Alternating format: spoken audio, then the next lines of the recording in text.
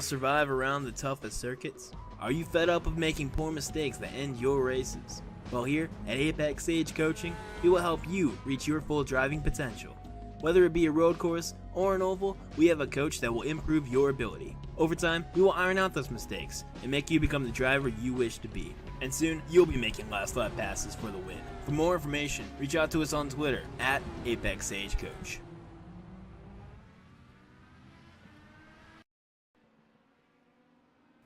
Good evening everybody and welcome back to the VOR iRacing IndyCar Euro Series. We are here from the Hungaroring in Hungary for the 4th round of the season. As you can see, the track right here. We're going to be racing at a 4.3 kilometer track, which is a shorter track than we are used to compared to most venues we visit. First time we are here at, in fact, at this venue, so welcome to Hungary as well, to VR of course.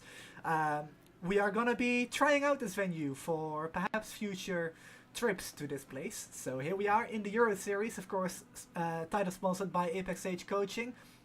It is the Hungarian Grand Prix, which is going to be the midway point of the season. So championship going to be very spicy indeed, but we're going to quickly go over the schedule for what's left of it anyways. As I said, halfway point of the season tonight at the Hungaroring. Next week we have a week off again, just like we had 2 weeks ago before the Spa round.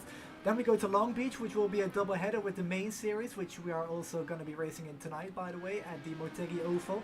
But we got the Red Bull Ring coming up as well. Also the first time we're going to be going over there in the Austrian hills, or mountains I should say. Then we got the Indianapolis Motor Speedway double header of the bike course and the IndyCar Oval, of course, home to the Indianapolis 200 in this series. So that's what's waiting for us in the series. But we're gonna go trackside for qualifying right now, and please let me know if all the audio levels are correct. Again, played around a little bit with them, so hopefully they're all good, but if they aren't, please let me know. But we got a lot of excitement for this round. We got 9 drivers in the session at the moment. Hopefully we will have a few more as the session goes on. 15-minute qualifying session first up, as we bring in the qualifying lap times. Of course they will show up once everybody has set their first lap time. It's gonna be an interesting night of racing for sure. The track really strange to everybody. Some of them have experience on the Formula 1 games, some of them maybe a set of course on other games, but on iRacing this is a very new track. So it's gonna be interesting to see who is gonna set the pace. Of course, Alejandro Del Campo has been the front runner in the last 2 races, which were on the road courses. Of course, we had the first round of the season at the Iceberg Speedway, which doesn't really count towards the road courses, of course. But he and his teammate have been looking very pacey in practice.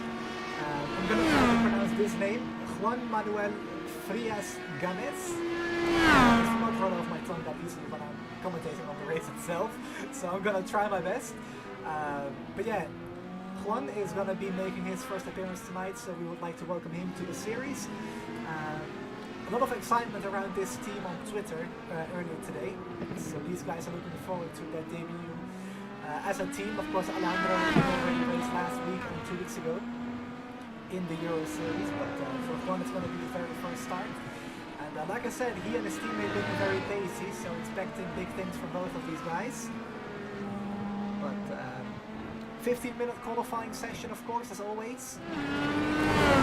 To set their fastest possible lap time, which is going to, of course, determine the start of the race, which will be a 40-lap event, by the way, or 175 kilometers. Same race distance, really, as always, in terms of kilometers. Also saw Thomas Jensen on Twitter that he was feeling confident in an IndyCar for the very first time, so hopefully for Thomas he can have a good run tonight.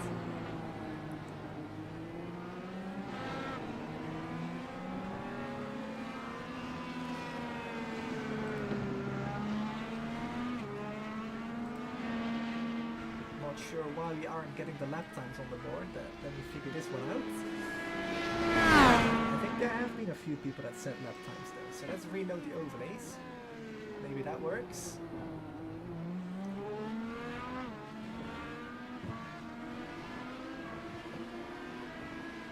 course, now you'll see I completely crashed the place.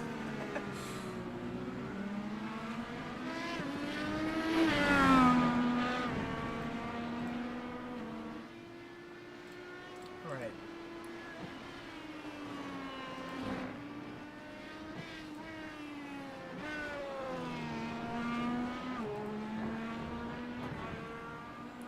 Please give me a second to sort this out. It's very weird. Okay, at least we got the graphics back up.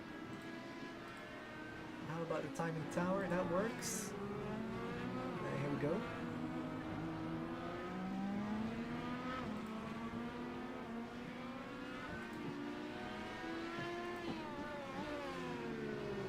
Alright, it doesn't seem like we have the NASCAR ticker, which I like to use for qualifying these days, but we'll just do it with the timing tower instead. It works. Not as good though, but it does work, so apologies about that. SDK always phenomenal software wise, but sometimes a little bit glitchy. 8.5 minutes left in the qualifying session. One thing I will point out, by the way, it is very, very difficult to get a 0x lap time.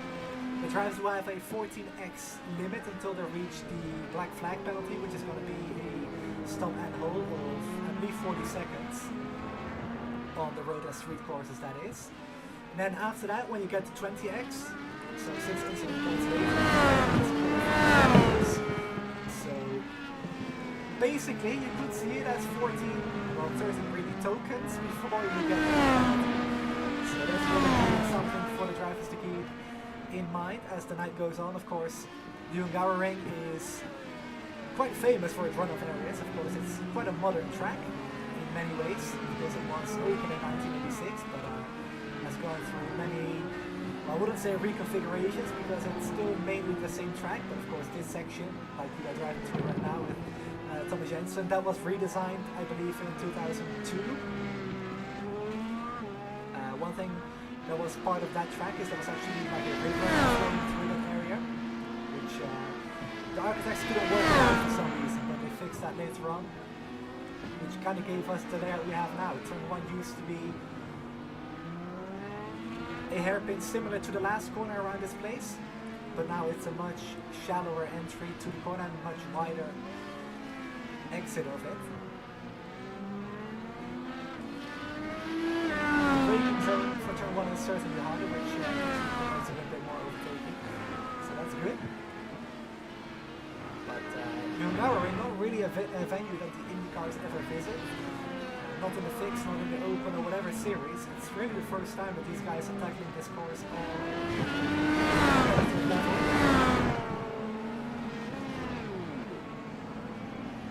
Thomas Jensen is off the curb, so his lap toes to the pits to try again. But we've got the two Euromaster esports drivers out in front in qualifying at the moment, half a second clear of Jesper Eriksson. Speaking of the championship earlier, by the way, let's bring in the championship standings, which is actually led by Jesper Eriksson by 1 single point over Alejandro Del Campo, who sits in the second position. He moved up a spot after Jamie Rushworth moved down after not attending the last race. Patrick Silvassi is in the third position, 22 points behind the championship leader with 101 points.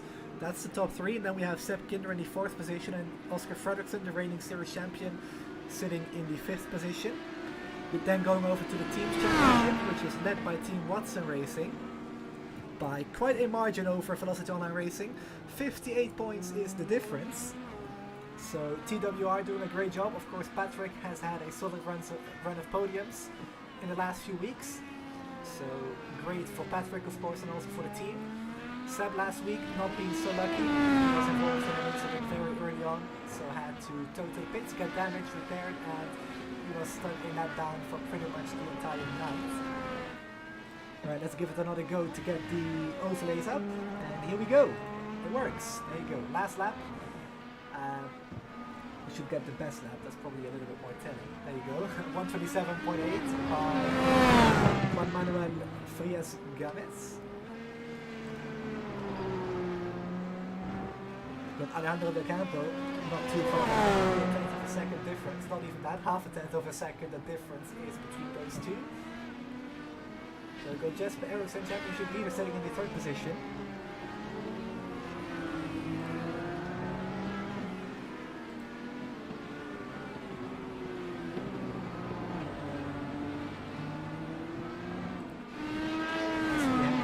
About 4 minutes left. Just over that, in fact. 4 minutes and 16 seconds.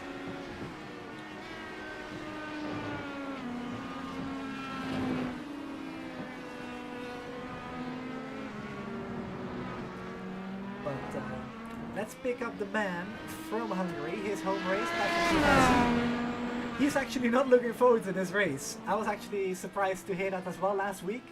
As it is his home race, you would expect him to look forward to it, but he doesn't like the track. So, Patrick racing here at home, you could say, but not really looking forward to it, which is still surprising to me. I mean, I'm not a huge fan of Zandvoort myself, but if I do have to get to race, I'm looking forward to it anyway. Patrick not so much, which is completely fine, of course, but something you wouldn't really expect, as he finishes his lap time, goes 4th quickest. As you can see right there, 128.5. Let's pick up his teammate, see if he's out on track. Yes, he is. The Frenchman for Team Watson Racing as well.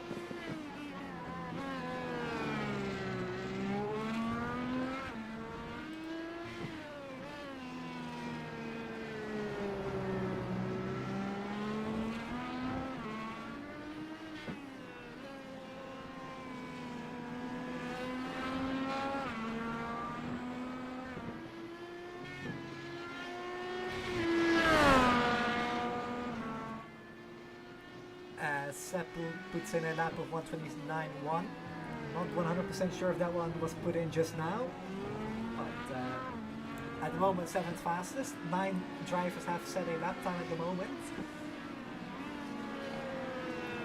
which are actually all that are in attendance tonight. We were expecting 10 people, but Jeremy Kron, who always races in the Euro Series as well, had to put out last minute due to something that came up with his family, so I hope all is well over there. But we've got 9 drivers in the field. If you would like to be a part of this grid 2 weeks from now at Long Beach, feel free to join the Discord and sign up over there. Of course, we are in the Hungaroring season, so even though the championship is already well underway, with prize money involved for the top 3 drivers, it is still a very fun series to be a part of, very competitive as well, which we saw at Spa.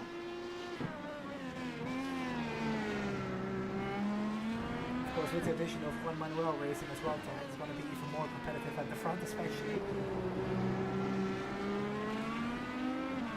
Speaking of competition, it's actually something that Oscar has been pushing for last season. He got it now, and it's sure proving to be that way. Oscar didn't really have the best of luck in the early rounds, but he is definitely working hard to catch up to the front runners, because he certainly does have a high level of competition in the series now. Oscar is one of the drivers that races in the main series as well, so he's actually got the difficulty, or struggle I guess you could say, of practicing for 2 tracks. Tonight we have the Twin Ring Motegi Oval main series, which you can also watch on this channel, by the way. In about 4 hours from now, 4 or 5 hours. Of course, Chris Scala will be broadcasting that as Thomas Jensen loses the rear end, goes into the wall.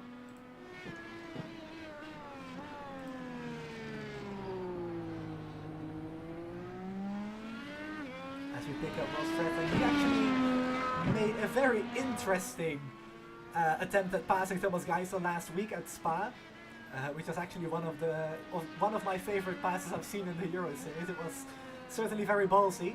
He actually went 4 wheels on the grass, much like Albon did in 2019 in real life, but Ross took it to another extreme level. It was great for us to watch. It even had me excited, which to be fair, it's not that difficult sometimes, but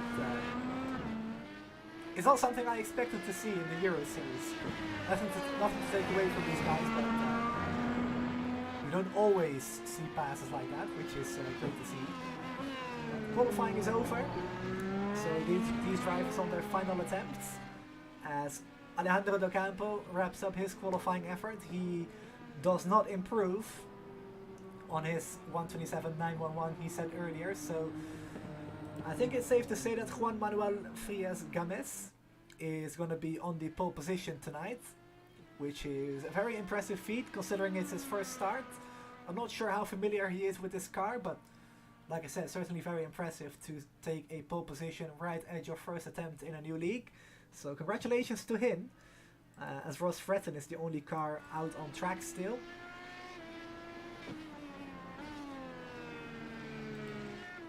Actually, never mind, that's Jesper Eriksson. Ross Fretton already finished his qualifying attempt. So let's see what Jesper Eriksson can do as we follow him around the final parts of the lap. Through the final corner. Let's see what he can do. Car understeering a little bit, but that's natural. Across the line he goes. Is it going to be an improvement?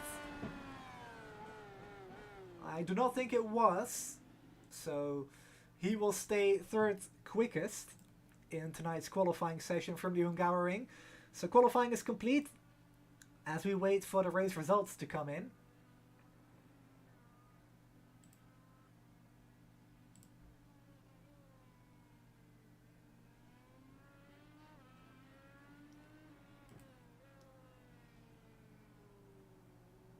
So let's just give it a second as we look at the beautiful grass fields around this racetrack here in Budapest, Hungary. But tonight, as I mentioned, the halfway point in the season. Really from here we're gonna tell who is gonna be in the championship hunt. So let's see who can have a good run tonight and maybe spoil that party for Jesper Eriksson. But let's look at the qualifying results first. For the Euromaster Esports, it's a perfect qualifying result. It is a 1-2 in qualifying for Juan and Alejandro, so great qualifying efforts for them. Less than half a tenth apart, so these two very closely matched. And it's going to be interesting to see what they can do going into turn 1, as they will storm in there at about 200 kilometers per hour when they accelerate. Jesper Eriksson and Patrick Silvassi going to be on the second row, sorry. Then we got row 3, Oscar Fredriksson and Sebastian Kinder. Oscar looking for a good result again. Last 3 races, the first 3 races of the season, not really gone his way.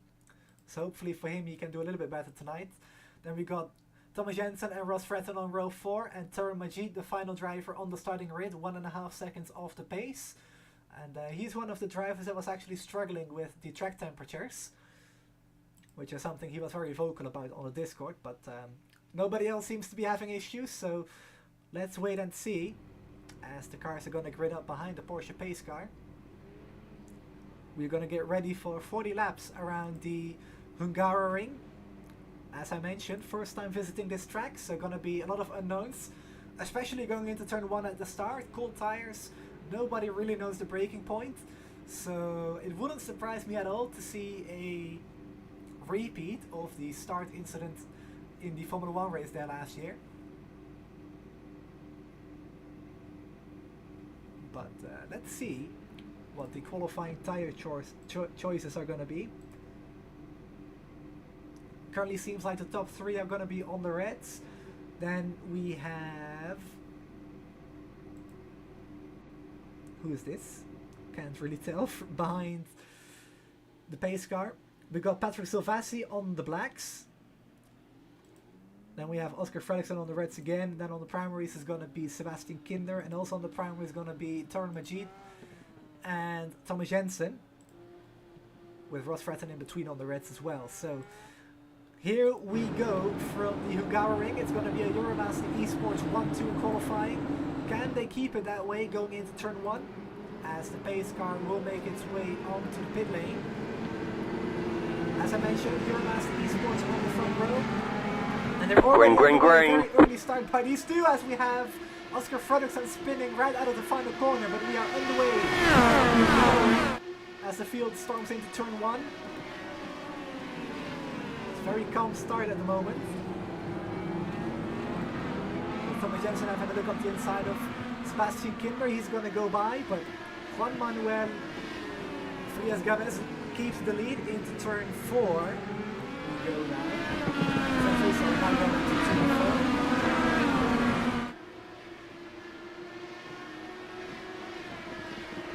Up the hill, and we have another car in the background spinning. Is that possibly again, or is that Ross Fretton? It is Ross Fretton, so not a great start for the VOR boys, but for sure we are on the way going into the chicane for the first time. Watch for the cars to bounce off those curves.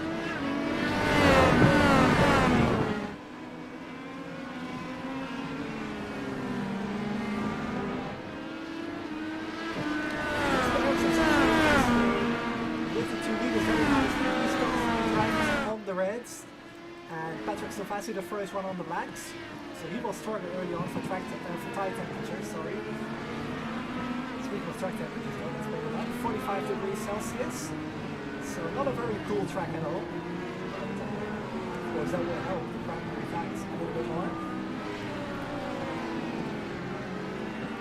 So first lap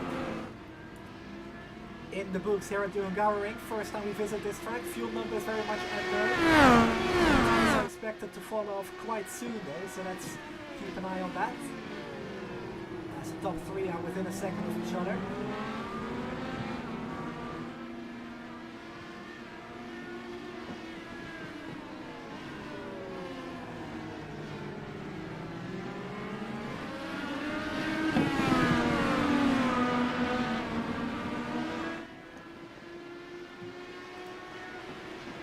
Got Lily in chat, she's watching and cheering on Team Watson Racing. A little bit busy though, but still glad to have you in the chat. Welcome to you, Lily, as always.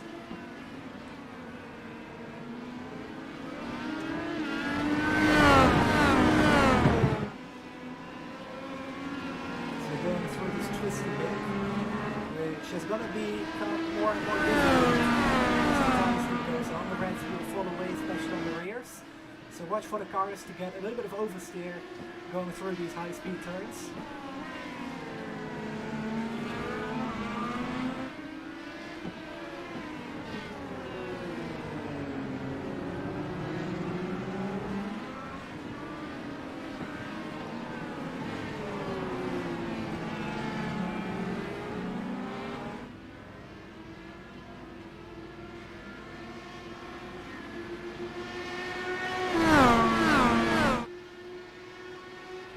Start of lap 3.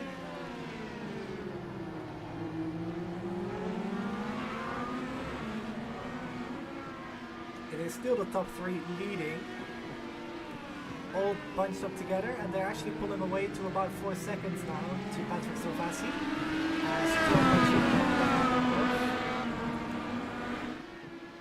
Oh, he definitely took off the track here. Let's see what happened to him. Right behind second. Goes for a threat through the ground.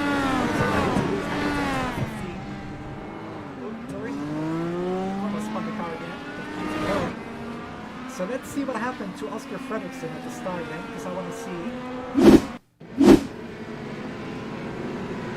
Let's go on board and find the robot camera. So just on the power, the car simply steps out.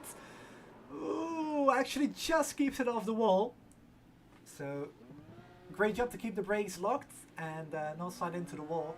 Of course, releasing the brakes at the perfect time to not hit that wall was a bit risky.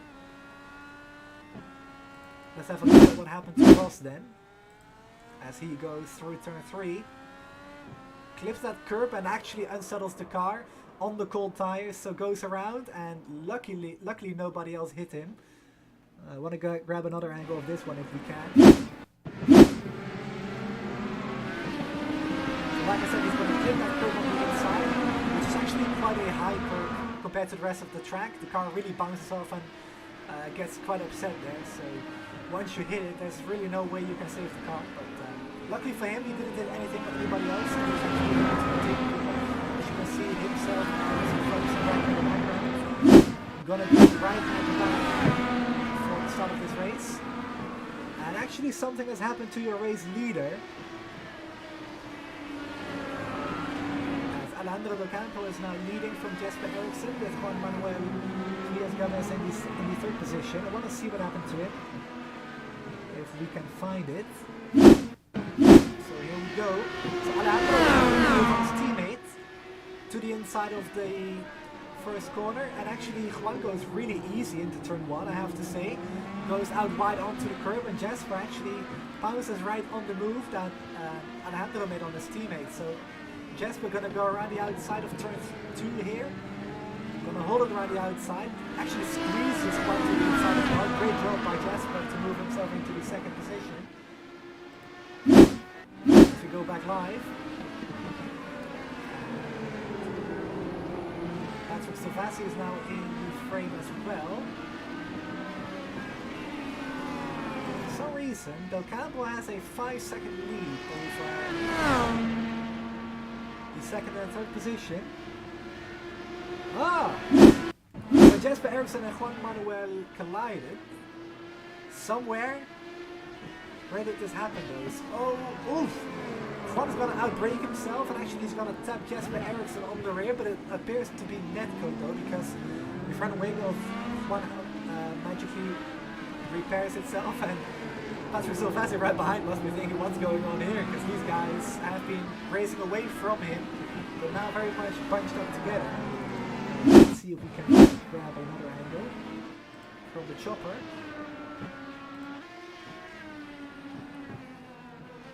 Oh yeah, that was actually contact, but I don't know how iRacing repaired the front wing of Juan. But he appears to be able to continue again, so that's all good for him. It's certainly very interesting.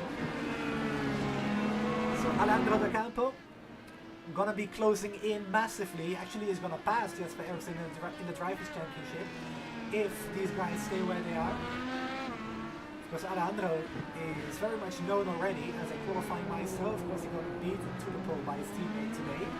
But of course, he grabbed the pole at Circuit of the Americas. Didn't quite have the race pace that night, but at Spa he certainly did after he also took the pole.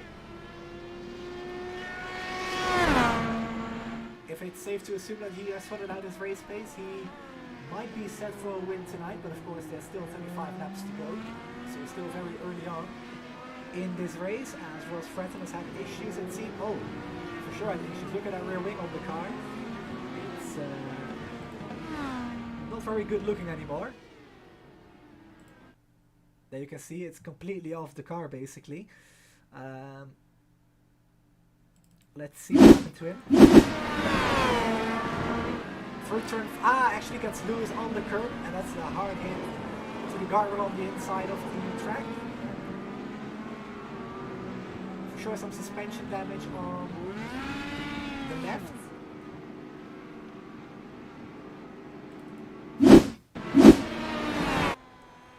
So yeah, he actually hits those wide curves on the outside of the track, which are brutal for these cars.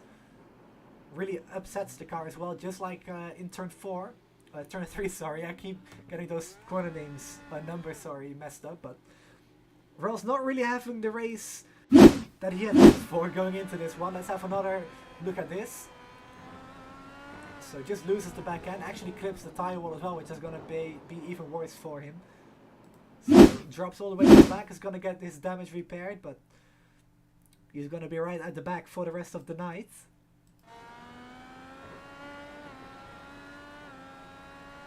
As we look back from Jesper Eriksson, he's got about a 2-second gap on Juan Manuel Frias-Games, and he might suffer from a little bit of front wing damage.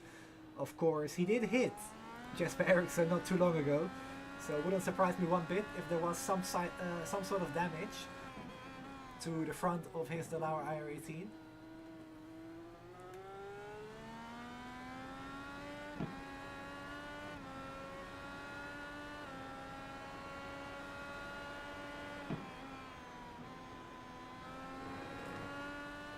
So track temperature going down about a degree at the moment, coming up to 3 PM in the sim. And the track temperature will be going down as the race goes on as well. Expecting to finish this one at about 3:30 PM in the sim.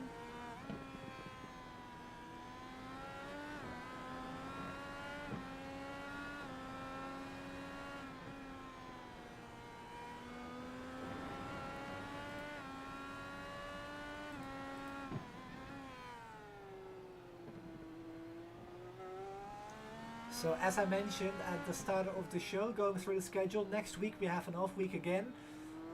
Then we go to the Streets of Long Beach, which is going to be an event which I'm very much looking forward to. It's going to be a double header with the main series, meaning we are going to be racing in it in the Euro Series and the main series as well. So basically we're going to be doing 2 races at the same track on the same night. And for a few guys like Sebastian Kinder, Oscar Fredriksson, and perhaps Robert Sadler if he's doing both, it will be a very long night for sure.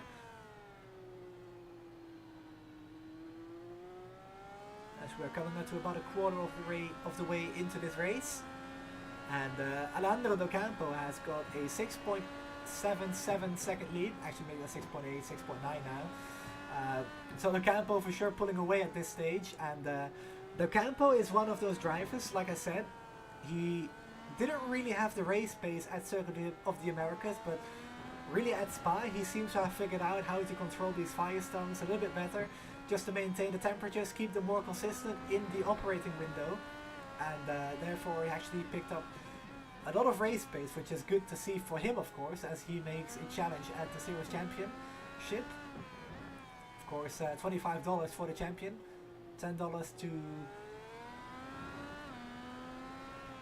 $15, sorry, to the second position in the championship standings, and then $10 to the third position. Of course, sponsored by Apex Sage Coaching, which is the title sponsor of the Euro Series and the main series.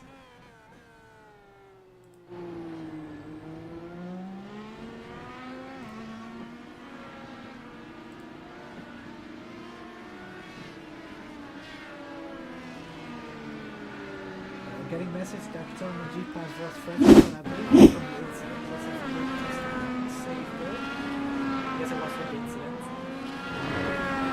If you missed it, Ross Fredriksson actually did the correct exit of turn 4, spun the car around.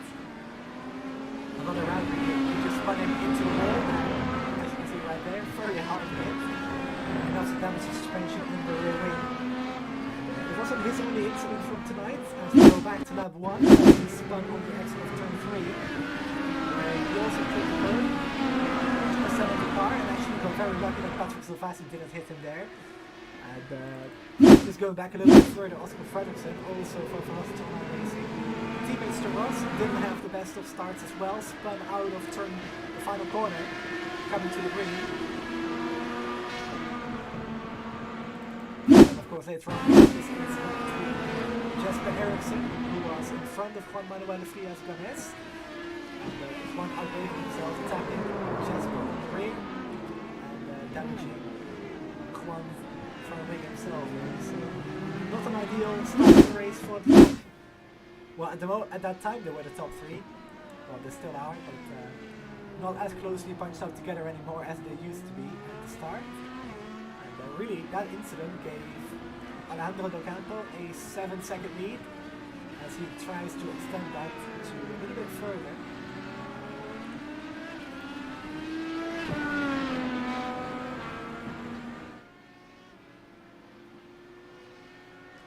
It's been a quiet race at the moment, but some interesting stuff happening for sure. And yes, a hard evening for Oscar, but also for Ross Fredriksson, as he is down 3 laps at the moment. Let's actually see if he is still circulating around the track.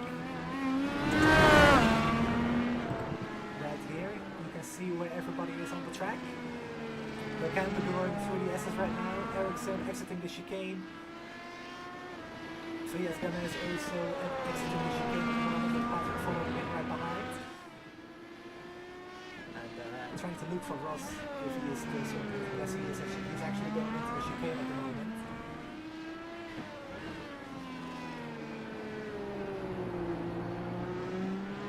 So 10 laps in. Gonna start lap 11 in just a moment.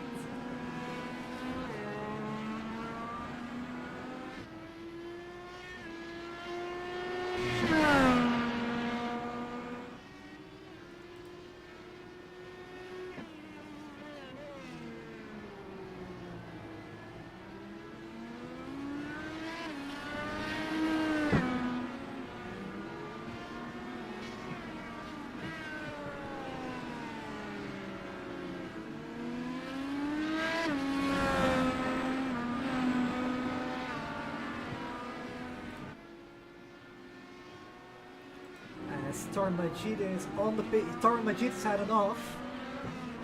Let's see what happens to Torren Majid as Oscar Fredriksson also gets by Sebastian Kinder. Torren going through the S's. Actually clips that curb and oh my. That's a really hard hit. So he is for sure going to be out of the race. He's got damage on both sides of the car. Heavy suspension damage. As you can see, the car completely totaled right there. Fredriksson getting by Sebastian Kinder, making a very nice move in the turn once. He's going to be late on the brakes. Very easy move for Oscar. On the reds as well, so he's got the grip advantage. But to pull it off, very nice indeed. That's actually an onboard view of this as well. On the push to pass. Pulls his car to the inside. Seb can't really do much from there. As Oscar moves himself up into P6. As he tries to make up some lost ground from the start.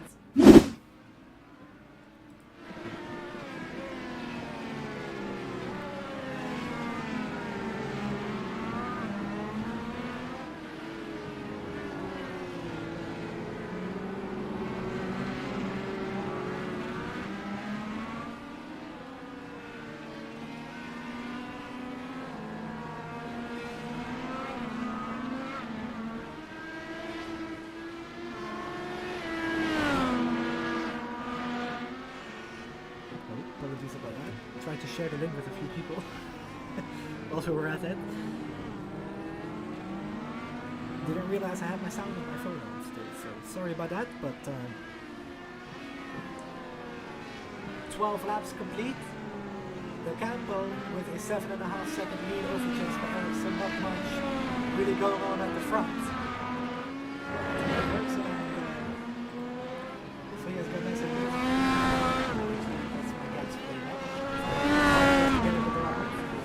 so, Frias Games still riding around in the third position, perhaps carrying around some front wing damage from that collision early on with Ericsson.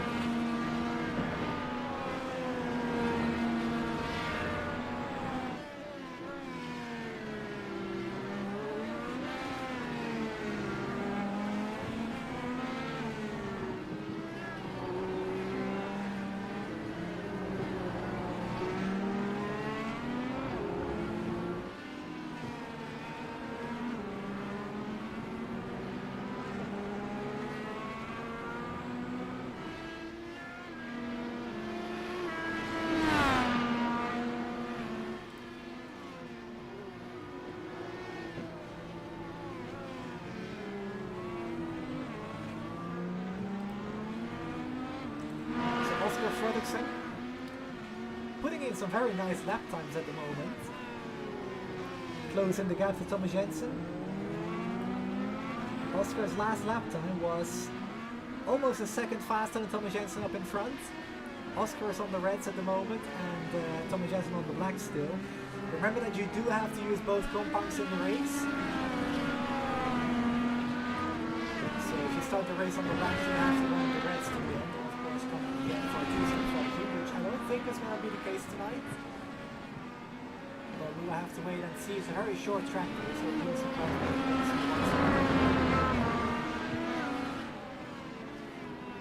Of course, you're on the brakes most of the time around this place.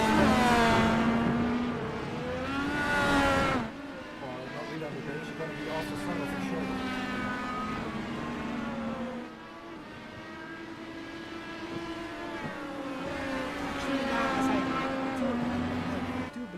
Tool available to me where I can show the inputs. Driver inputs. Is that it? Well, it just shows the steering wheel inputs, which isn't really relevant.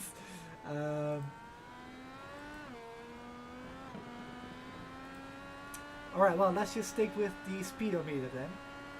Going down the start-finish straight. Gonna be hitting about 290 kilometers per hour in the draft. Oscar got very close to that, only 7 kilometers off. You might be surprised to hear me say that, but the start-finish straight at the Hungaroring isn't very long, so you don't have that much time to actually get there. Of course, the final corner is going to be crucial to get any passing done, which is something Oscar got right a few laps ago, passing Sebastian Kinder.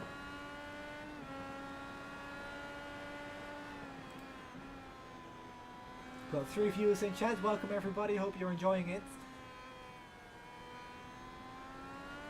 Currently riding on board with Oscar Fredriksson, reigning series champion. He seems to be using a lot of the curbs, which is going to make the track wider, but it's also really risky, like we saw with Tormajit not too long ago. Of course, he clipped that curb on the inside of this corner right here. Just a little bit too much. Clipped the grass as well, by the way, and actually went into the wall very hard indeed, which caused him to get some heavy suspension damage on both ends of the race car. Which means he's out of the running, at least for the time being. Whether he will be able to get back out on the track, I'm not really sure. But I guess time will tell.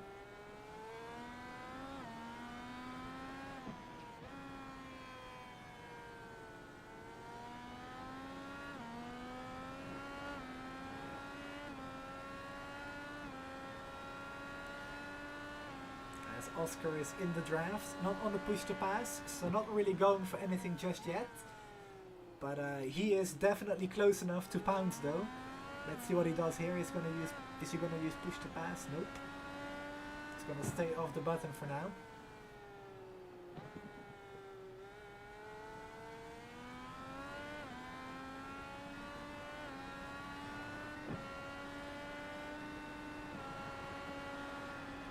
Got really close to the back end of Thomas Jensen, going into turn 4. But as we all know, probably by now, there's not really an overtaking opportunity. As Thomas is definitely struggling for grip here, you could see him slide into the chicane just there as well. So Oscar, he has just got to stay patient, and he should be able to get the move done going down the start-finish straight. So let's stay on board with him as he goes into the final sector.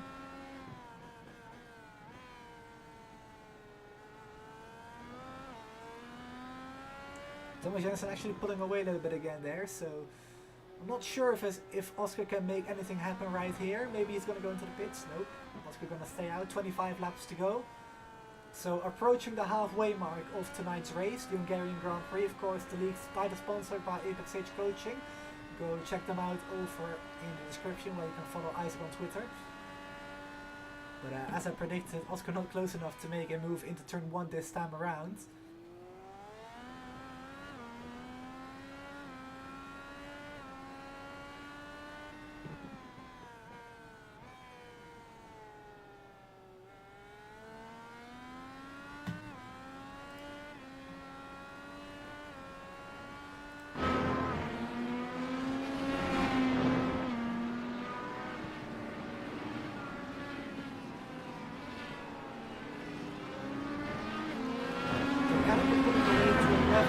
Seconds at the moment though, so the Campo is for sure finding some pace somehow on these corners. Here he is. Doesn't go into the pitch yet, which is surprising to me.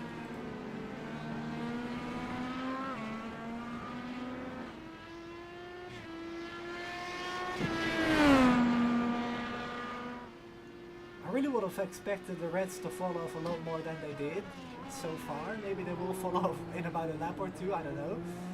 Because like I said, this track is an unknown for everybody basically. There have been a few people that set lap times in practice, but not nearly everybody in the race at the moment did so. Whether they practiced offline in a testing session or not, I'm not really sure because I can't see that of course, but so far, tire management not really being any factor at all, which is a huge surprise to me. Of course, the Hungaroring is known for its high temperatures, especially on the track, which you can actually see it's not cold at all, it's 43 degrees. Normally the Hungaroring known for 50-degree temperatures. As I said, it's not cold at all, so these Reds definitely hanging on very well indeed.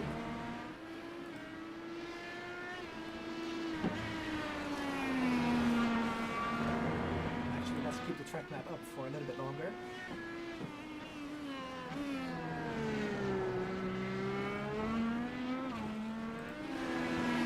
So we picked up Patrick Silvestri. Got a podium last week at Spa. And Patrick was one of the drivers very proud of his own performance last week, not last night.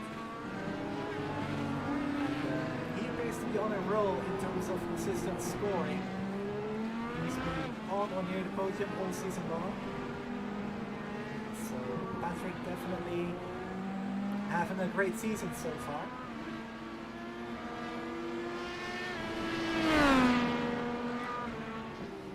As we pick up Oscar Fredriksson once again, still not close enough to make a move yet on Thomas Jensen. Thomas seems to have the final sector nailed every time, because Oscar closes up to him in the rest of the track, and once they get to the final sector of the track, you really see Thomas pull away. So Thomas saving the best for last, I guess, in terms of the laps, which allows him to hold on to that 5th position.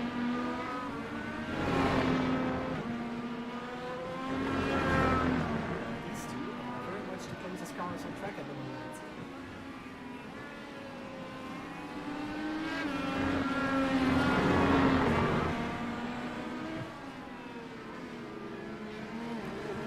So once we are in a quiet stage of the race, let's talk about some of these drivers, tell you guys something that I do know about them. So Alejandro Del Campo, of course, raced in the Euro Series. This is his first time racing the IndyCar, as far as I know. In the Euro Series, doing an amazing job. Of course, he also raced in the Formula 1 Championship that we hosted about a year ago at this point. It was about 8 months ago actually, it was just in the summer. That's how he really knows VOR, and of course it's great to have him in the IndyCars as well. Hopefully we will see him in the main series one day, you don't know. But for sure putting in very good performances, and as it stands he will pick up the championship lead by the end of the race. He will lead it by, if I can do some quick maths in my head, 13 points. He's led a lap, he's led most of the laps, and of course on track to win.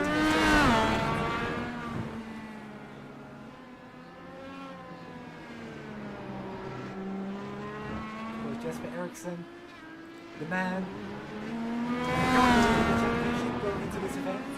As it stands, he will not be after this one. He will be trailing Del Campo in the points. But Jesper actually met Oscar Fredriksson, who is also in the field of course tonight, at a sim racing event in Sweden. And they talked about IndyCars, how Oscar was doing that with us in VOR and also other things of course. And Jesper expressed an interest in it, and Oscar basically said, hey, do you want to go to VOR? And Jesper was like, yeah, sure. So here he is racing with us, which is quite a funny story. Of course, it's always great to meet people when you have the same passion as you. They met for a sim racing event, which is obvious that you have the same passion. For IndyCars, it's also quite funny, of course. So glad to have him with us. Juan Manuel Frias Games.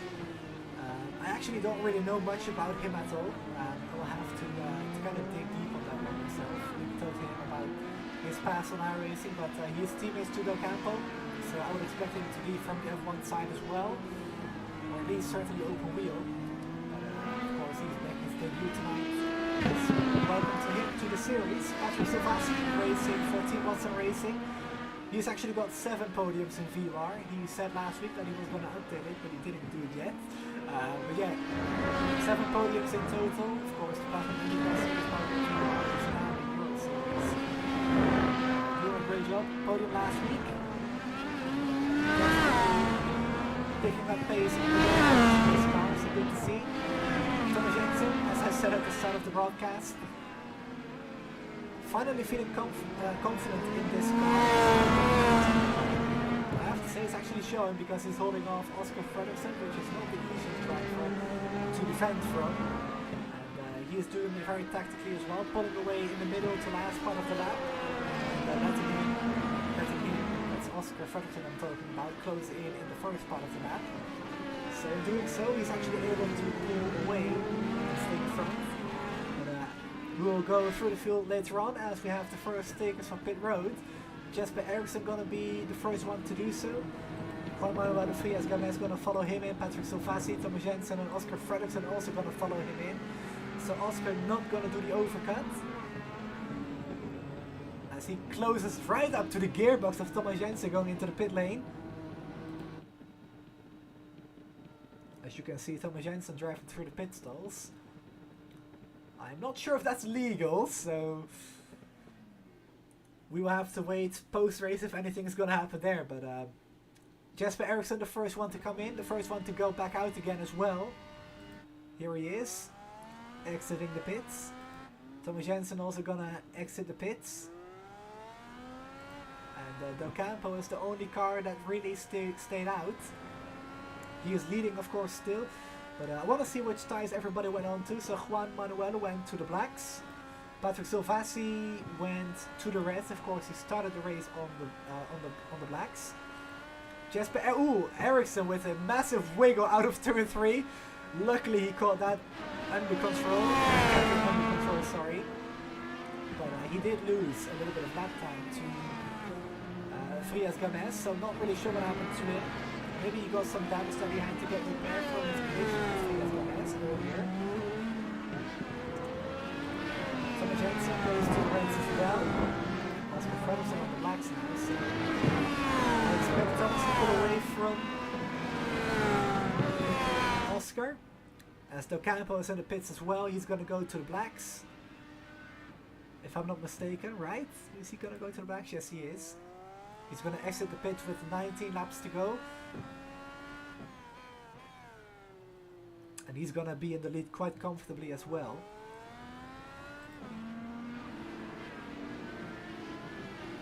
So of course, with the overlays being a little bit messed up, I want to see how big the gap is by bringing up this overlay right here.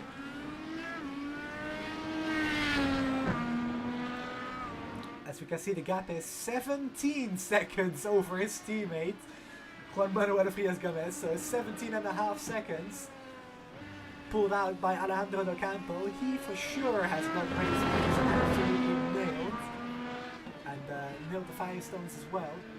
Kept them under very nice control in the right window in the first stint. I expect nothing less and nothing more from him on this one. So 17 seconds now, the gap is going to come down a little bit because Alejandro is going to work his tires a little bit to get them up to temperature, but 17 seconds is unbelievable on a short track like this. So Alejandro doing a great job. But let's talk about Oscar Fredriksson. Slowly losing with Jensen, but Oscar Fredriksson joined VOR about a year and a half ago now, I want to say. In season 2 he did. In season 1 of the main series, I'm not really sure that one to be fair, but he's been with us pretty much since the start of this league. Of course, representing Team VOR. Reigning champion of season 3, of course Gavin Sanders was the season 1 and season 2 champion back to back. So far, Oscar is struggling to go back to back in the Euro Series as it is now. Currently on for P6, of course he spun on that one. Not even on that one coming to the green flag. Oscar knows how to win races for sure. Just needs to put the finishing touches on, and he will be right back at the front, without a doubt. Smashing Kinder, racing for Team Muscle Racing, and I know really likes it when I try to pronounce Sebastian's hometown, Stefan Soufflet. Not really sure where that's located in France, but apparently I nailed the pronunciation for that one. So there you go, Lily, and Steph goes off the track. Steph got a few podiums in the Euro Series, but so far this season, not really going his way. Of course, last week, incident. Public attention, unfortunately. At the moment, driving around on for P7, 2 seconds behind Oscar Fredriksson. Then we have 2 retirees of Ross Fretton and Tor Majid, the 2 British drivers. So unfortunately for them, their day has come to an end early. As we pick up the race leader again. still got 3 viewers in chat. Welcome everybody. If you have something to say, if you have a question or a comment or whatever, feel free to put it in chat. We're happy to do some interaction, of course. Not much really happening at the moment, so feel free to say hi. The west of France is where Seb is from. I have no idea where Bretagne? Bretagne, I don't know. It sounds Italian, to be fair. Bretagne? Sorry. I feel really stupid when I'm talking about other countries. I don't know where it is. Well, at least all I know is it's in the west of France.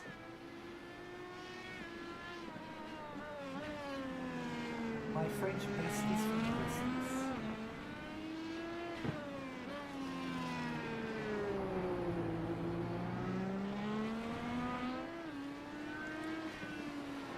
So let's pick up Oscar Fredriksson and Sebastian Kinder. Seb on the reds, chasing down Oscar on the blacks.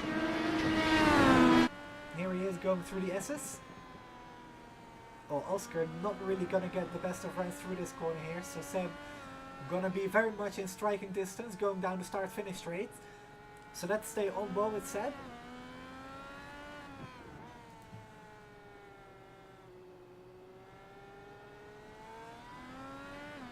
As we go through the final corner here, Seb's gotta line it up, gotta get a good exit. More or less the same than Oscar, so Seb gonna be on the push to pass, down the start-finish straight. And I would imagine Oscar being on the push to pass as well, so Seb gonna close up to the rear wing, but doesn't get close enough to make a pass yet.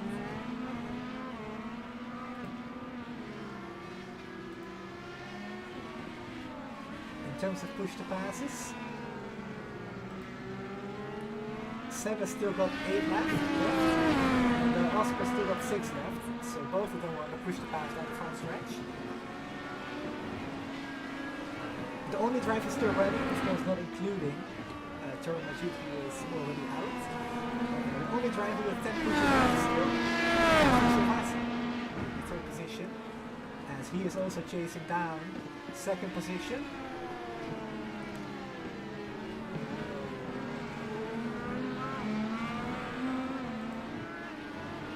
Go back to these two. 15 laps to go. I do believe these two are both good to go to the end, so it's going to be a straight battle for position.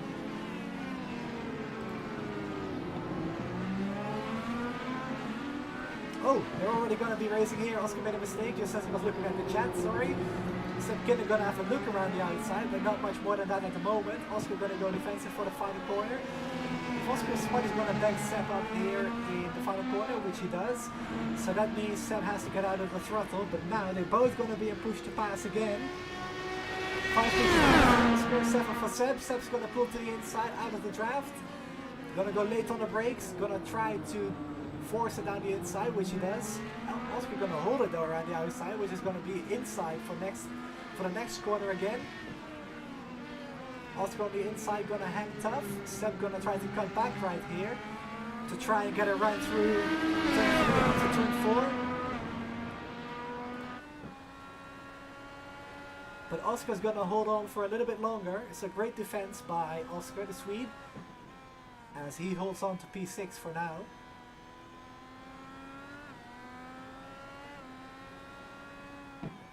Oh, Seb's gonna have a look down the inside there. Almost thought he was probably going to go for it. Might have gotten a slowdown here as well, which is not going to be ideal. I think he got away with that one, to be fair.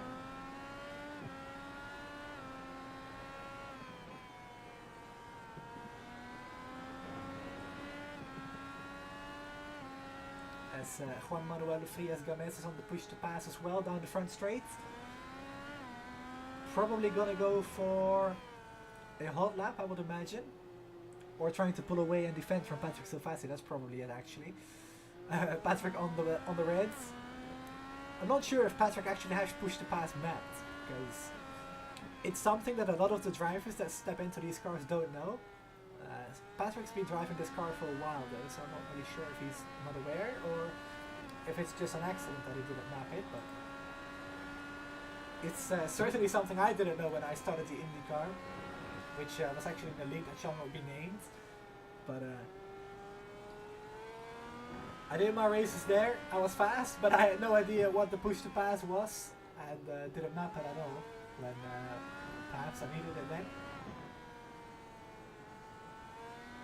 Didn't really have much talent back in those days though, so I don't really think it made a difference, but still. It's always a nice thing to have, of course, also for the hot lapping in the race if you try to go for fastest lap. It doesn't actually give you a bonus point, but still, it's a nice icing on the cake, if you will, if you are, for example, leading the race, if you want to top it over the fastest lap, or if your race didn't go so well, you might want to prove something to the rest of the competitors, like, hey, I had the pace. But 13 laps to go. Pablo Frias-Gomez pulling away a little bit again from Patrick Silvassi.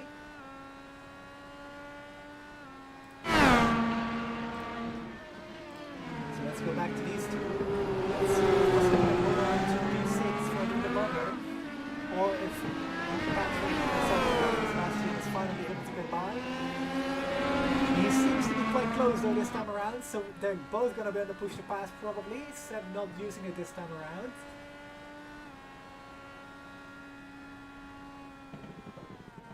And Seb is going to wait behind for a little bit longer. None of them use push to pass, in fact, down the front straight this time.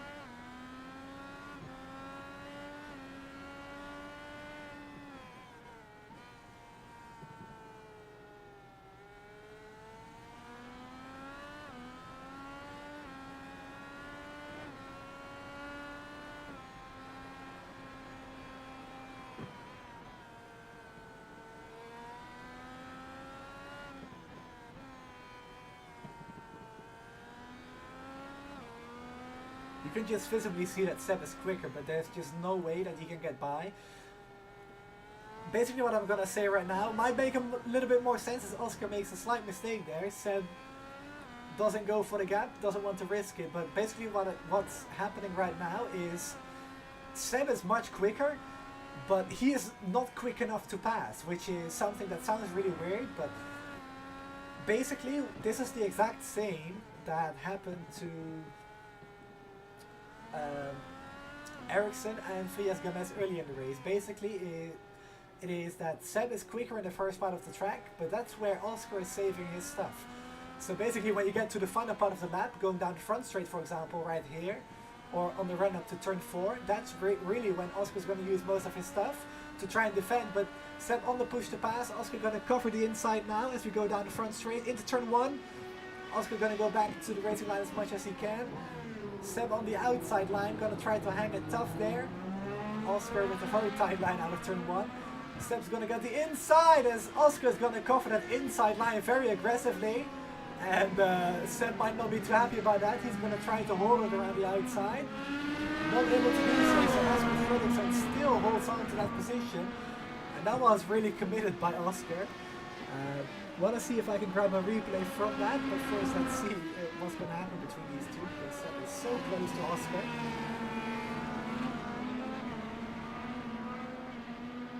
So let's see what happens to these two.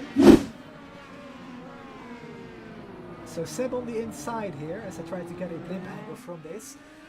So Oscar, this was actually the lap before, I believe it was. Yes it is. This one is the wrong one. I meant to show this one.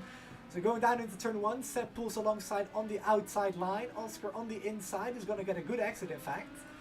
And right as he realizes he is clear, he's going to cover the inside. He's going to block Seb's momentum. Seb has to get out of the throttle. I'm not sure whether that was a block or not. Don't really want to make a call on that just yet. I'm not only the broadcaster, I'm also race control by the way. But that's post-race stuff. But Oscar holds on to that position. For a little bit longer.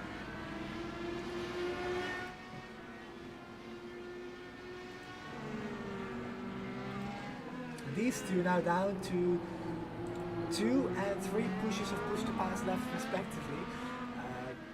Oscar with 2 and Seb with 3. So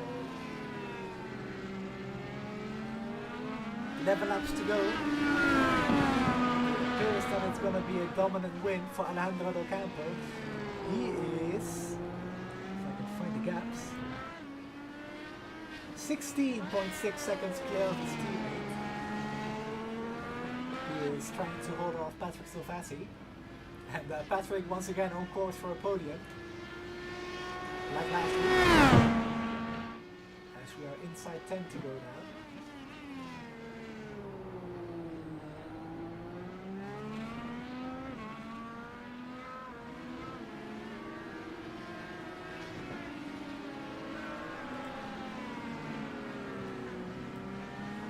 Lily asking in chat how many push to passes left for everybody. Just give me a quick second. So Alejandro Del Campo has got 9 pushes left. Before we actually do that, I thought that was going to be a move for position, there wasn't. Del Campo has got 9 pushes left, but of course he's been in no man's land, he didn't really have to use any of them. Frias Games has got 5 pushes left, Patrick has got 10 left, then there's 6 left for Ericsson. 6, sorry. I believe I said 8, I meant 6, sorry. Then there's also 6 left for Thomas Jensen. He actually just used one down the front straight. Then there's 1 push left for Oscar Fredriksson and 2 pushes left for Sam Kinder. Now, one thing that I do know about Oscar Fredriksson, I actually raced with him at the Indy road course in season 1 or 2, I believe, in that series. I don't even remember. It was one of those 2 seasons. And I actually overtook Oscar Fredriksson on the final lap on the run up to the line with 1 push to pass left. That's what I always do, is I always keep 1 push to pass left just in case I need it for the final lap. And since then, Oscar does the same because he doesn't want to get beaten by me again on the run up to the line. So that's on the back of his mind for sure. And watch me get proven wrong again down front straight this time. He's going to go defensive again. Oscar going to try to defend that inside. Seb's still got 2 pushes left. Then there's 9 and 10 pushes left for Fred and Gino. They're not in the race anymore. Those are into retirement. But Seb always so close to Oscar now. So for sure there's going to be something into turn 1. If I was Seb, I would just send it at the inside. He's not really got much left to lose. Either he's going to finish 7th or 6th. So basically, not much to lose. Oscar inside the 2, almost banging wheels down the front straight. Seb going to have to go the long way. He's going to send it in deep into turn 1 on the outside line. Seb's going to have the inside for turn 2 now. And I think he's got him cleared. Seb's got no... actually, Oscar's got no push to passes left anymore. Oscar trying desperately to hold on. But Seb finally, after I don't know how many laps, gets by Oscar Fredriksson, who put on a brilliant defense. But enough is enough, Seb said, and he is up into P6. Now Seb can try to pull away and seal the deal in P6. Seb trying to... Oh! Oscar getting very close to the gearbox of Seb there, but now it's done. Seb on the reds, 8 laps to go. He can try and pull a little bit of a gap now, but I think he's got this one sorted to be fair. Held on all night long. Let's look at the track temperatures actually. It's gone down another degree, so 42 degrees at the moment. It was 44 at the start. So down 2 at the moment.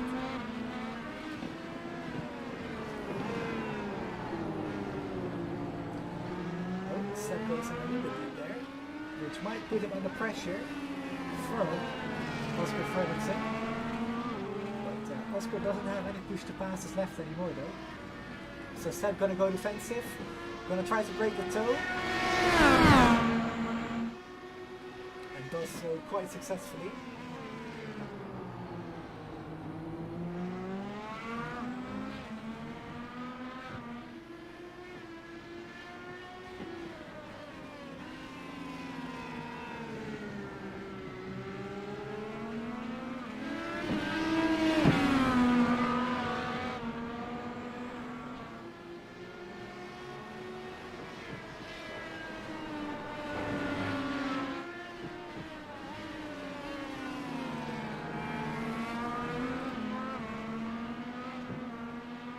So 7 laps to go. As I said a few times already, Del Campo very much dominating tonight. Much like we did at Spa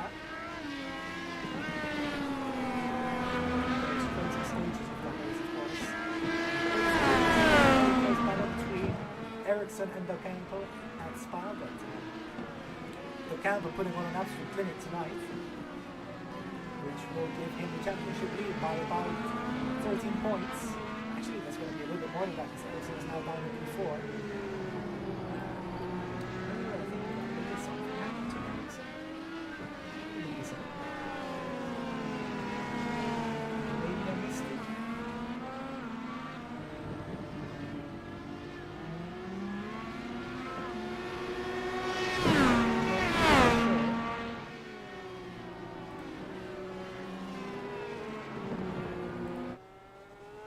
Patrick Silvassi is slowly losing touch to Juan Manuel Frias Gamez, who is slowly closing the gap to his teammate as well.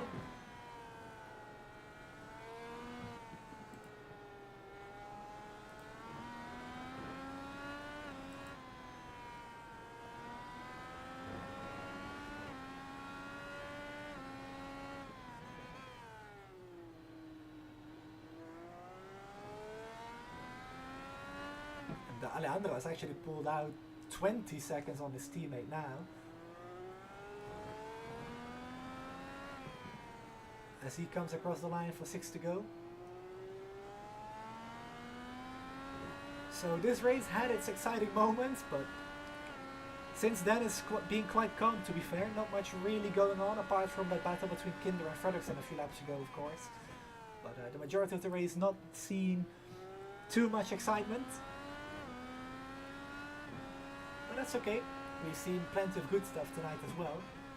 That will make the highlight video, for example. And as I say that, I still need to make the highlights of last week's race, so look for that on the channel in the coming week, as we have a week off. Of course, tonight we have the main series at the Twin Ring Motegi Oval. Last week we ran the road course. The Oval tonight, 162 laps. It's going to be a very long one.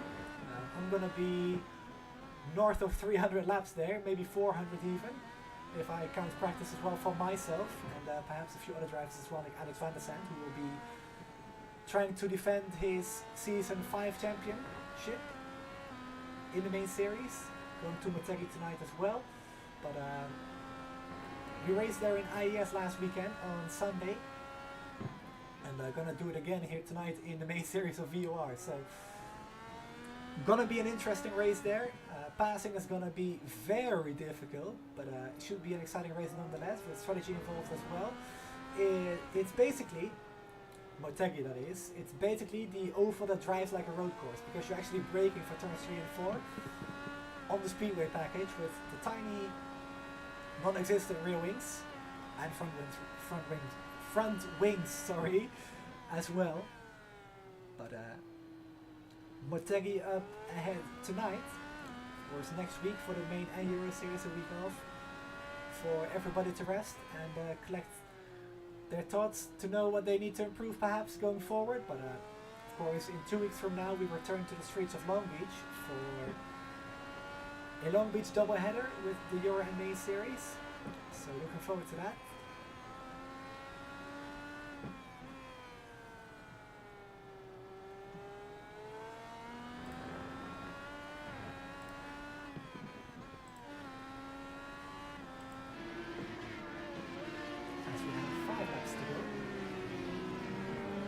I'm not sure. Alejandro is going to be in front of me. The last 2 weeks he wasn't. Hopefully tonight he will be. I don't think I have a talk to him. Not sure about Juan Manuel if he even speaks English. Yeah, I'm not really sure if he speaks English. So hopefully he does. Otherwise we will just be talking to Patrick.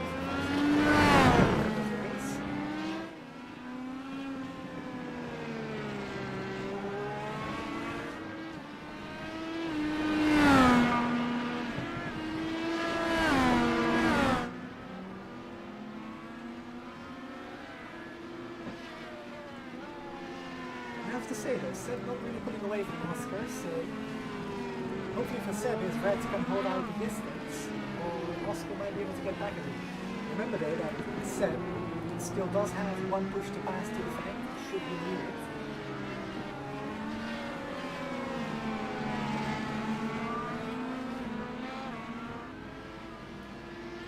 So Seb gonna go defensive, trying to break the draft from Oscar Fredriksson. Gonna do so successfully.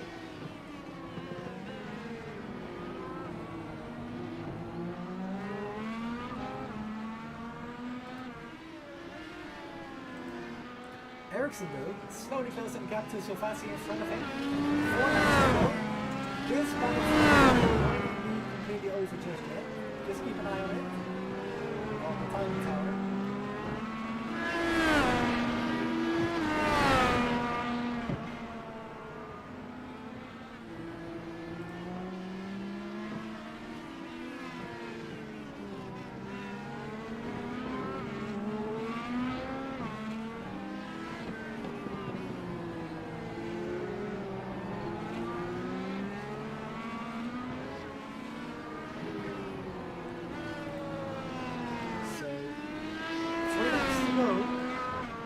In the Hungarian Grand Prix, it's been an absolute dominant performance by Del Campo.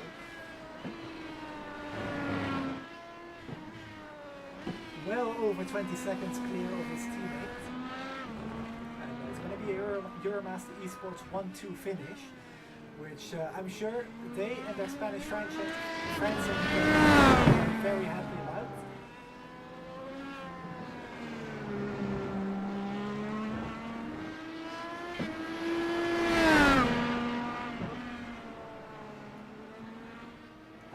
Sure they'll have a decent shot at the team's championship as well, shooting up in the order with a 1-2 finish. It will be the first team 1-2 of the season. Last season, in season 3, we had a race first and VOR 1-2. At the road coursing of the VOR and the overall of Indianapolis, I should have to add as well. It was race first on top with Max Houston coming ready for the and Thomas Geisler finishing second that night. I've got my facts correct.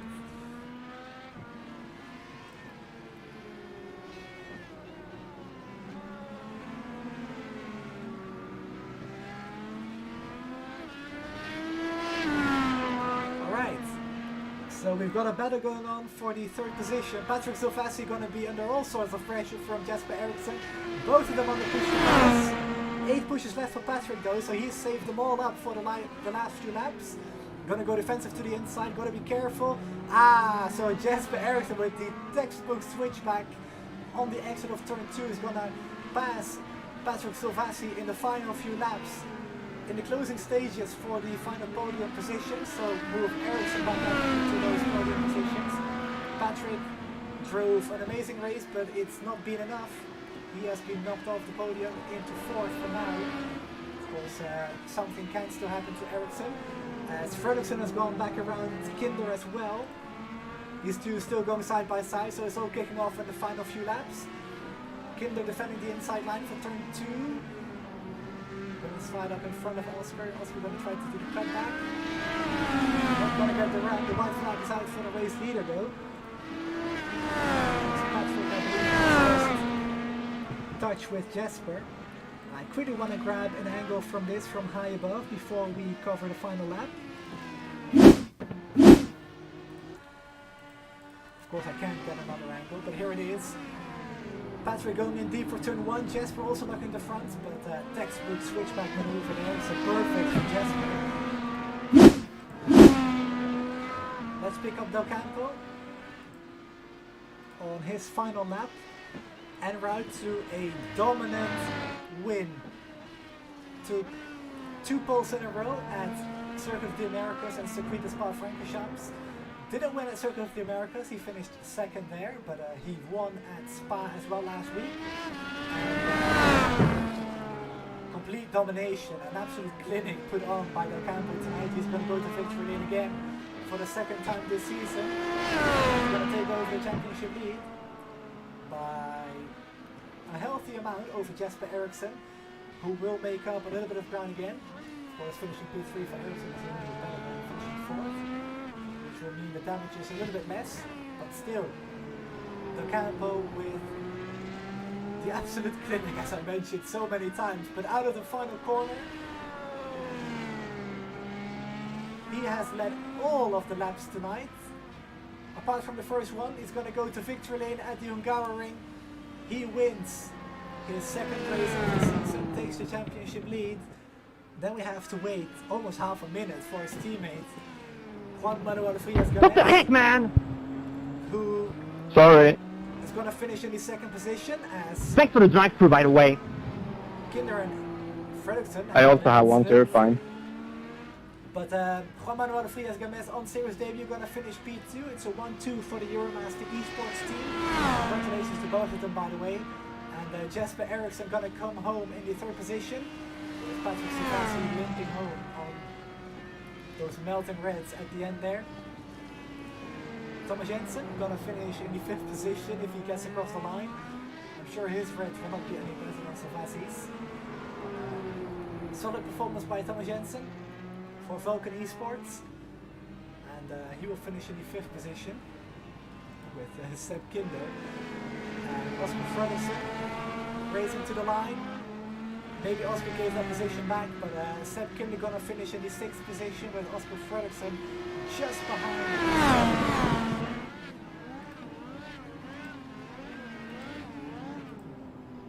As we have donuts for Frias Gomez, but I want to see what happened to Fredriksson and Kinder. So Oscar gonna send it up the inside. Out of turn one, this was on the final lap, I believe it is. Into turn two, don't really see anything happening here, to be fair.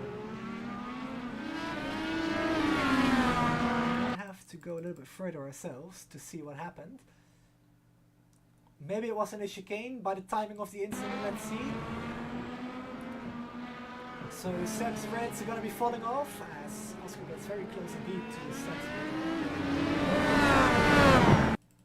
Let's go a little bit further, see what happened.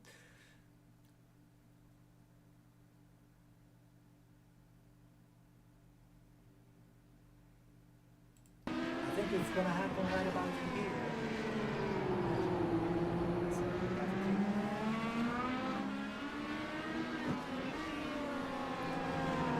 To the final corner, Oscar's gonna get really close to Seb. Down front straight, so this is the white flag lap. To me, it's still a mystery what happened, so hopefully it's gonna happen here. Let's just stay with these guys. Because clearly something upset Seb. So again, this is the final lap then.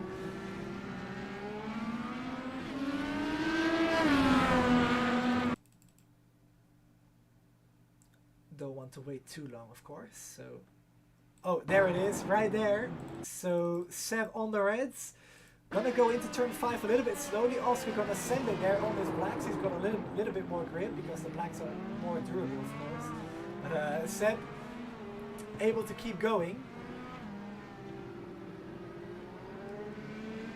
So I believe that was it. So that's gonna wrap it up at the Hungaroring for us. We will quickly go over the race results and then do the interviews. If I can find the scenic scams for the race results. There we go. So here are the race results for the Hungarian Grand Prix. If I can have the correct results as well, please, that would be great. Those are qualifying results. I don't need those. The race results. There you go. So, Alejandro Docampo wins it by 27 seconds over his teammate, Juan Manuel Frias Gomez, who started on the pole but dropped to second, of course, after contact with Jesper Eriksson. But a dominant drive from Alejandro Docampo. Juan finishes 7 seconds clear of Eriksson though, who runs off the podium. Patrick Sivasi loses that podium in the closing stages, finishes 4th. Thomas Jensen, top 5 on his second start this season. Sebastian Kinder finishes 6th, Oscar Fredriksson 7th, and then there's 2 DNFs in Ross Fretton and Tara Majid. So that's going to wrap it up. We're going to go to a quick commercial break, and we will be right back for your podium interviews. Do you struggle to survive around the toughest circuits? Are you fed up of making poor mistakes that end your races? Well, here at Apex Sage Coaching, we will help you reach your full driving potential. Whether it be a road course or an oval, we have a coach that will improve your ability. Over time, we will iron out those mistakes and make you become the driver you wish to be. And soon, you'll be making last lap passes for the win. For more information, reach out to us on Twitter at Apex Sage Coach.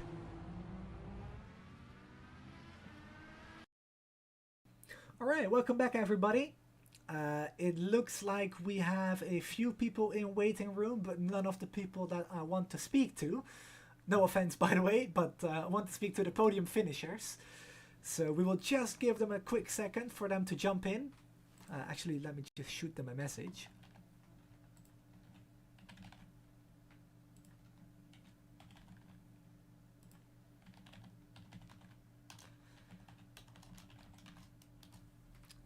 As Docampo is in the booth and also Ericsson. So let's start with Jesper Ericsson. Yes. Hi Jesper, sorry to interrupt you there in your conversation with the rest of the people. But It's fine, don't worry. good to speak to you again. Finished third tonight, had some contact with Juan Manuel Frias Games. I think that's how you pronounce his name. I tried my best there. Or not long, but yeah, just tell us about your race, your contact with him, and also your final battle with Patrick. The race was going so fine, starting P3, moving up to P2, and then the contact, which was super annoying. It could have been such a good three-way battle, but he said he lost his braking point, which I understand. It's stuff like happens. It's racing. Not really too much to do about it. But yeah, other than that, it was just trying to build a gap to him and stuff like that. But then the pits came, and I don't know why, but I had 15 seconds of required repairs, which completely destroyed my chance of P2. But towards the end, the red just... I don't know how much they dropped off, but looking at Silvasi, they dropped off like 2 seconds a lap, which is just crazy. That just made it super easy to me to just switch back and drive by. Yeah, but you did well at the end there towards... trying to drive towards Patrick though, because you were on the blacks, of course, which are a little bit more consistent in terms of wear. So that definitely helped you. But in the first stint, you and a few other drivers really managed those reds really well when the track was actually hottest. So just actually talk to me about that tire management. Was there anything you were doing specifically to try and keep the reds in a better operating window, or were you just driving flat out? I was actually just doing some fuel saving to be able to do the full 20 laps, which I think maybe saved some tires. But the thing, I think the temperature and track wear completely destroys the red, and it was just, and that's why they just went off completely. That's just my guess. All right, fair enough. So, you are gonna unfortunately drop to second in the championship standings, but there's still plenty of tracks coming up. Any tracks you're looking forward to where you can maybe make some inroads on the championship again, or? Oh, I need to look at the schedule list in this race. Long Beach is a good track of mine, and I've driven there sometimes, and it's a track I love. Red Bull, absolutely. I think I'm gonna fly in there, but you know, it's a Le Capo. Not as much I can do if he gets ahead of me. Yes, he's just absolutely faster, but I think hopefully I can battle with him and beat him, of course. I hope the same. You guys are hopefully going to put on a good show for us. But before I let you go and celebrate your podium finish, please feel free to send out your shoutouts tonight. Yes, everyone who supports me, Oscar. This whole series is just amazing. All the team sponsors, the original people. All right, perfect. Thanks, and see you in 2 weeks at Long Beach. Yes, you will. Have a good day. You too, man. Right, that was Jesper Ericsson finishing in the third position. Sorry, let's bring in Alejandro Docampo, who finished in the second position. Hello, Alejandro. Do you have a copy? Yep, copy. Perfect. So, congratulations on your win, I should say. I almost said second place when I brought you in here. Sorry about that one, but dominant drive for you tonight at the Hungaroring. You had a battle early on with your teammate and also Jesper. Tell me about that and really your race from then as well. Yeah, thank you. Yeah, it was a very tricky race at the beginning. And very close with the top three at the first 2 and 3 laps, I think. And yeah, my teammate began to make small mistakes in the corners, not making the apex. So we decided to switch positions. If I could go away and he's with my draft. But yeah, Jasper he overtook him. It also was the first lap that my teammate was behind the car with this car. So he lost the breaking point, you know. But luck, it would have been a very beautiful race with the top three guys. And yeah, hopefully in Long Beach, I think is gonna the race. Yeah, we can fight more clearly or more fun to the spectators, you know. Yes. So I really want to talk to you about this because I also talked with Jesper about this because I noticed Patrick's pace towards the end was falling off. For you at the start of the race, you started the race on the reds. Was there any concern about the tire temperature, so the tires just completely dropping off for you at the start? In other words, were you saving your tires or maybe saving fuel, which actually helped you save those tires? Yeah, for sure. I was lifting before every corner a bit to make the durability of the fuel the more long possible, you know. And yeah, the making perfectly the apex or not entering so hard to the corners made the reds not behaving that bad. No, that only that only went 1 second compared to the beginning of the race, so it was good, and I felt good, and I